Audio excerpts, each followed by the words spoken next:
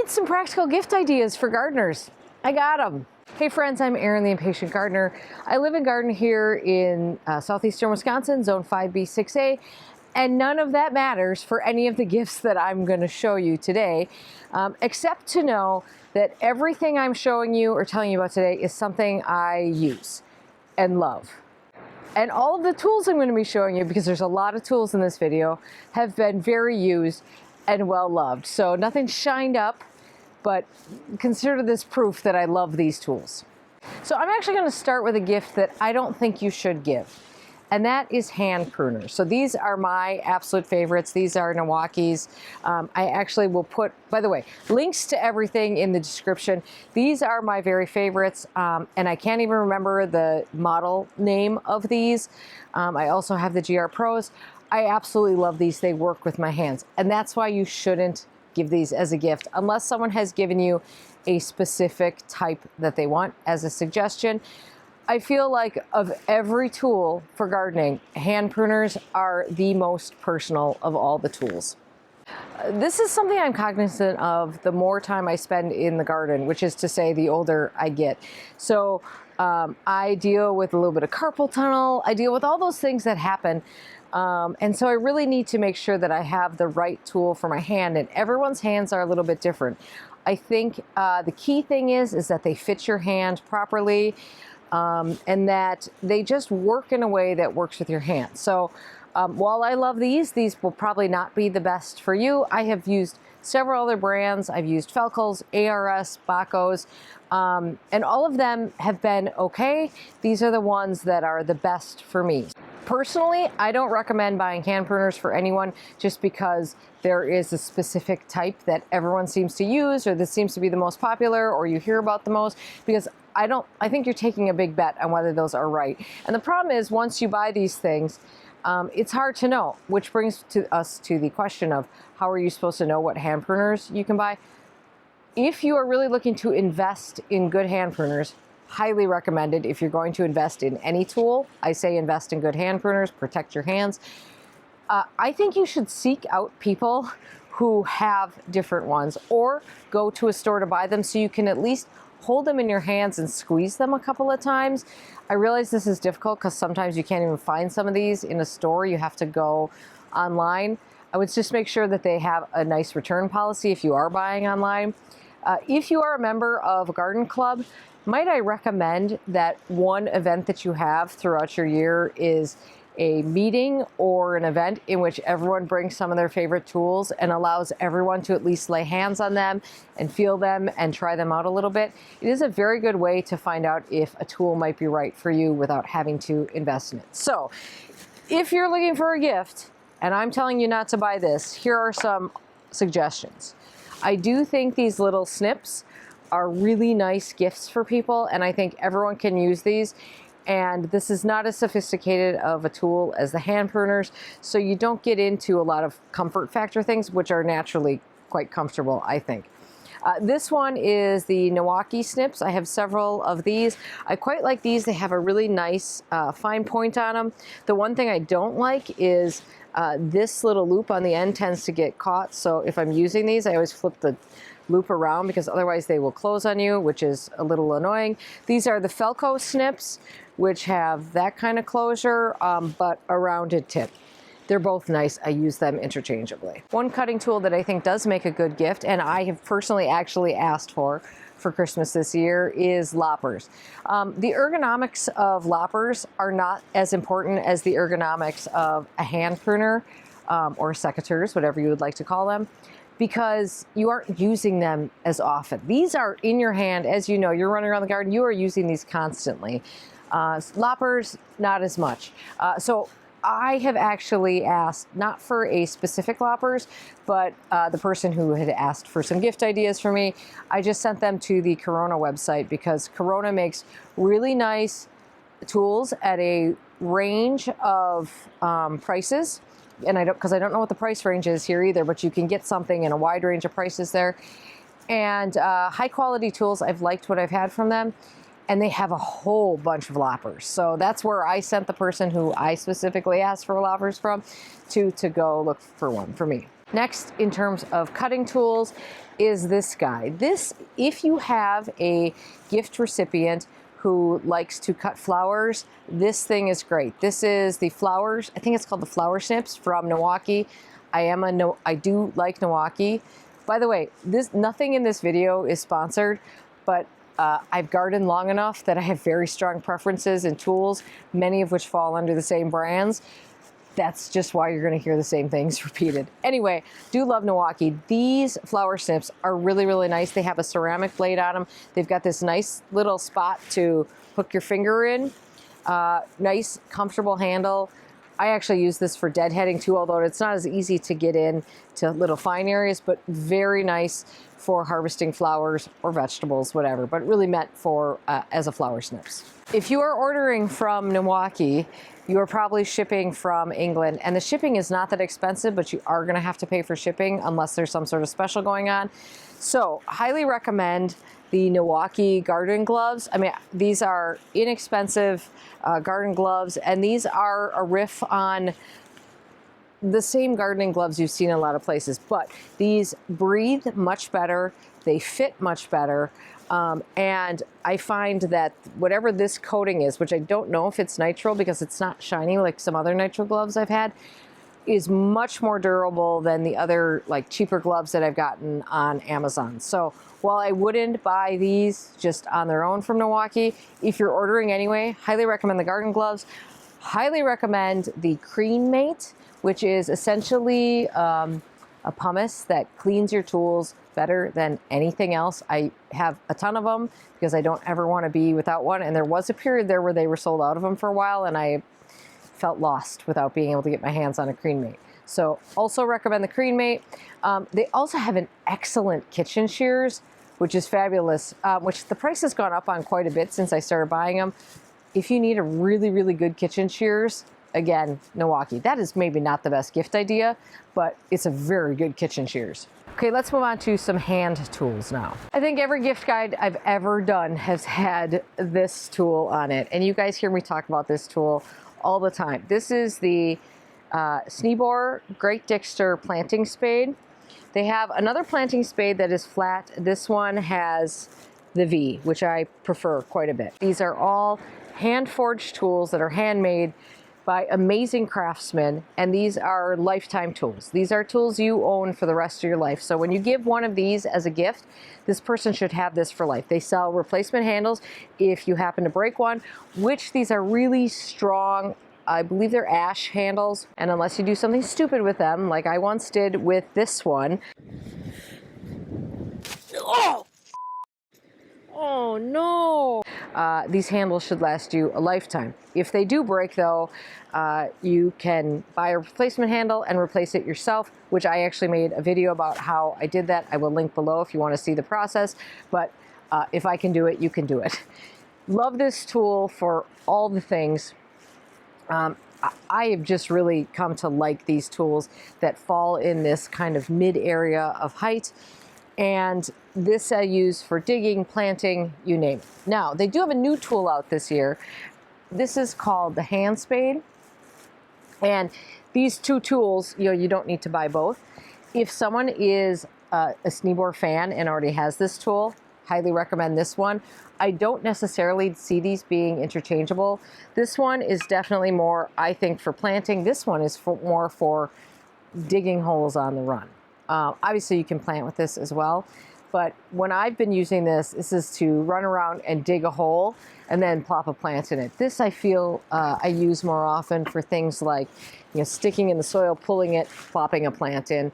Also digging a little bit. Obviously, something with a square head will be more efficient at digging. This is a new one in my collection. This is the Dutch style planting trowel. This is Monty Don's favorite. So if you have a person in your life who loves watching Gardener's World, they will recognize this tool and they probably want this tool. This is great. Same thing. There's a lot of, I really love pulling to plant things. I love being able to put something in and pull. I love the handle length on this. I more and more have very little interest in tools that have short handles. I just find like there's so much better leverage with this. I just used this to plant some bulbs in a recent video. This is an excellent tool, and like I said, this might be maybe the most recognizable Sneeboer tool. Now, I've talked about this before, I'm not huge on traditional style trowels, but Sneeboer also has this tool, and this is, I believe, their most popular seller. This is the tool they sell more of than any others. And this does have a really nice shape to it, obviously a really nice point to it, and kind of got a curvy handle. I do love the curvy handle on this quite a bit. So clearly, if this is their best seller, like millions of people can't be wrong, right? So if you're using this to pass along ideas to people, or if the person you're shopping for, you know, is a person who really likes a traditional trowel, this is your go-to right here. By the way, all of these tools are made from really beautiful stainless and are very sharp and can and should be sharpened over the course of their lifetime, so that's why these last you forever. I did a whole video on how to choose a spade and what to look for in a spade to make sure you're getting the right one for you. And much like secateurs, I feel like this is a very personal decision, and unless you are recommending what you want to somebody else, I think this is a hard tool to buy for somebody without a better feel for exactly what they need. That said, there's one exception to a spade that I think you're safe buying for another person, and that is this one that is new to me this year. This is the Sneeboer Transplanting Spade. This spade is for somebody who is a very hands-on gardener who has been gardening for a while, maybe has a little bit more established garden, and divides perennials. This is really what this is for. This is really about moving and dividing perennials. So if you have a person who gardens who does a lot of that, this tool to me is a total game changer.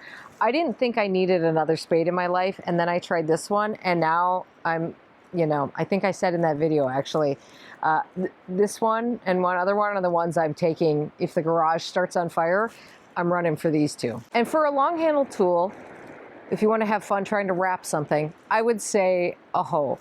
I think a lot of people think hoes are tools that our grandparents used. Hoes are amazing. I didn't realize how great hoes could be until I started using some proper hoes. Now, my favorite type of hoe is a Dutch style hoe that is like a Dutch push-pull hoe. There's several. DeWitt has a version of this that I know is Roy Diblick's favorite. But the key is a tool that cuts going forward and going back, because that's how you use hoes, right? I don't particularly love the hula hoe. I think it has or a stirrup, I think those are called stirrups style hoes. I think those have applications in particular for row cropping, because I think it's really nice to make a row with. But for most people, I would say in gardens where you are using a hoe primarily to take out small weeds, the Dutch style push-pull hoe is key. This guy right here is my favorite. This is the Sneeboer Royal Dutch hoe.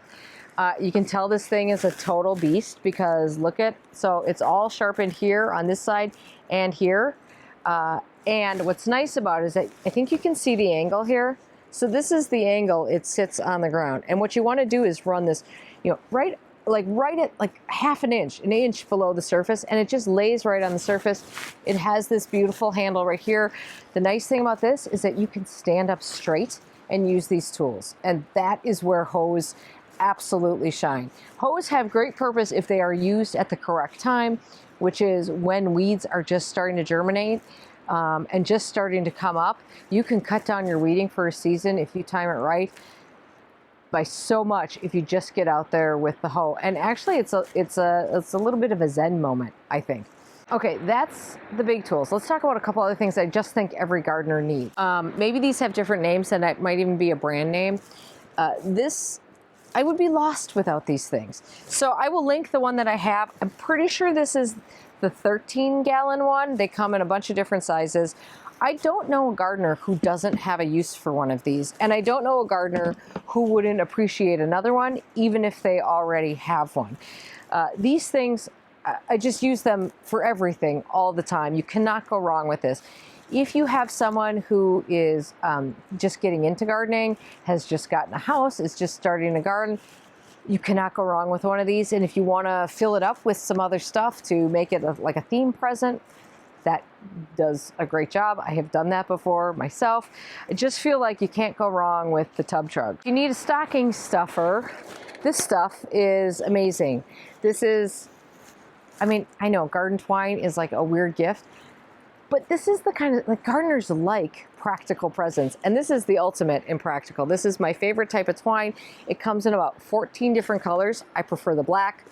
You can pick any color you want. Comes in these nice little tins, and the twine itself you can buy replacements for. I use this all the time. The other thing about this garden twine is that it breaks down in the compost.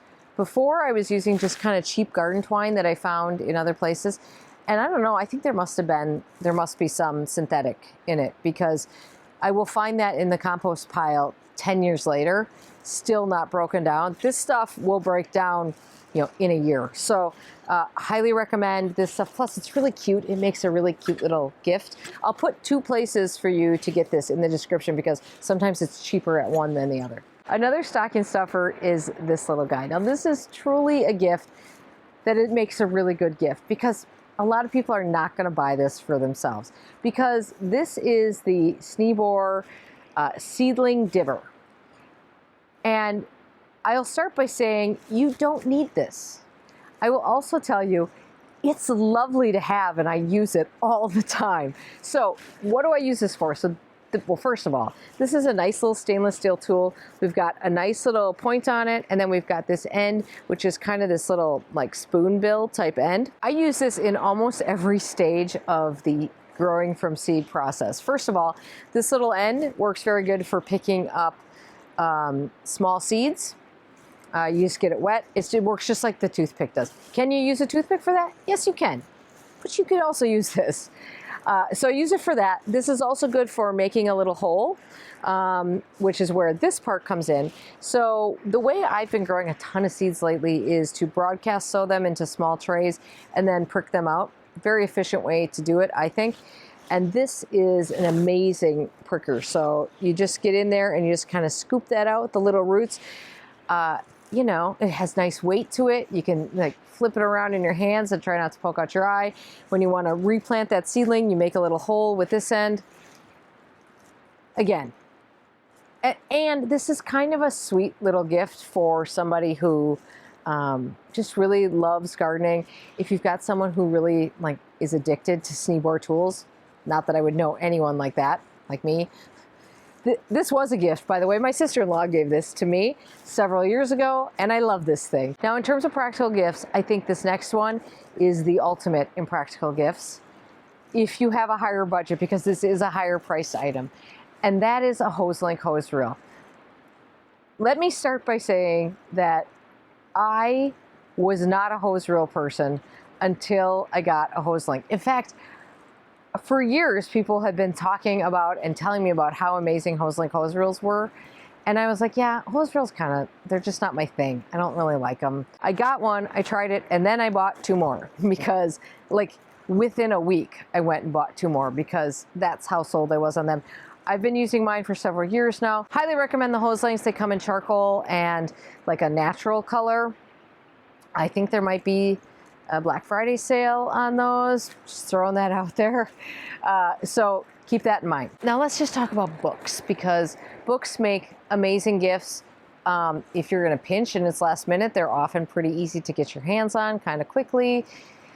And there are some great gardening books out there. So I do have some suggestions for gardening books. I have all of these in my library, and none of these are particularly new books, but I think a good book is a good book. It doesn't have to be new to be good. If you're looking for additional book recommendations for a specific situation, leave a comment and I'd be happy to try to make a recommendation for a book. So these are a few that I often recommend to people and often give as gifts.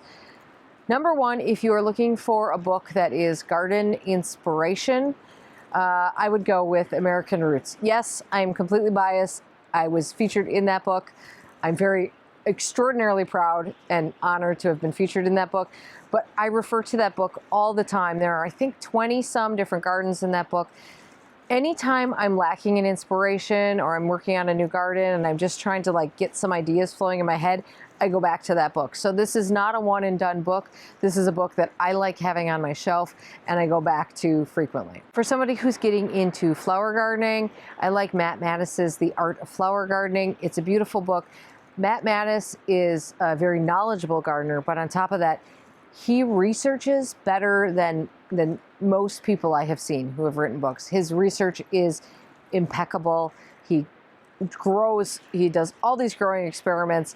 I really trust him a lot. I love having that book. I refer to it often if I'm going to grow some type of new flower and I need to get some more information on it. For someone who's getting into perennial gardens, this is the book that I have given more than any other book, which is Tracy DeSabato-Oss, The Well-Tended Perennial Garden. I believe it's on its like 3rd or 4th edition now. I still have my old 1st edition copy that I love.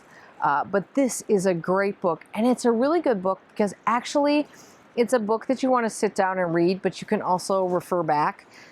This is not necessarily like a quick go back for a quick bit of information. It's not just lists of stuff. It's more of a holistic read, great for winter in front of the fire, but I do find myself going back to certain chapters or just refreshing my mind on some things. Tropical Plants and How to Love Them. I point out this book all the time. This is the book that got me very comfortable growing things like the red Abyssinian bananas and even colocasia and all of these tender kind of wild plants that have no business being in Wisconsin. This is a very hands-on how-to book. Excellent reference. I would show you my copy, except it's currently at the office because I took it to the office for some reason at some point, and now I got to get it home. I should probably just get 2 copies of it. Also, Roy Diblick's The No Maintenance Garden. I like this book because it has recipes in it. So if someone is interested in Roy's style of planting, which is more naturalistic, but doesn't know where to start, this book has recipes in it and shows you exactly how to take those recipes and apply them to your own garden. And more than that, those recipes are really a starting point because, of course, you can add in other elements or swap things out. But it's very much a good place for someone who doesn't know where to start. This is a really good book. And then don't sleep on magazine subscriptions. So there are 2 magazines that I subscribe to. Actually, there are more than that I subscribe to, but 2 that I really recommend for gift giving. Number 1 is Fine Gardening Magazine, which is an excellent magazine with really good information in it and a lot of really nice features in it. Very good. The other one actually is Gardens Illustrated magazine, which is a British magazine, which costs quite a bit more to get a subscription. I think a subscription it might even be close to $100 a year. I happily pay it. I love that magazine. The one problem with Gardens Illustrated is that you tend to get a magazine about a month after it gets out in England, which is a little frustrating. And I know they could avoid that if they tried, but they're not. Whatever. I still love the magazine. It's worth it even though it's expensive and it often comes late. If someone is a very keen gardener, perhaps a membership to the American Horticultural Society, which also comes with a subscription to their magazine, which is an excellent magazine, definitely for keen gardeners, for people who really want to up their knowledge. But that's nice. And also you do get discounts to a ton of public gardens if you are an AHS member. So there are a lot of benefits to that as well. I would also recommend thinking about a membership to the Garden Conservancy.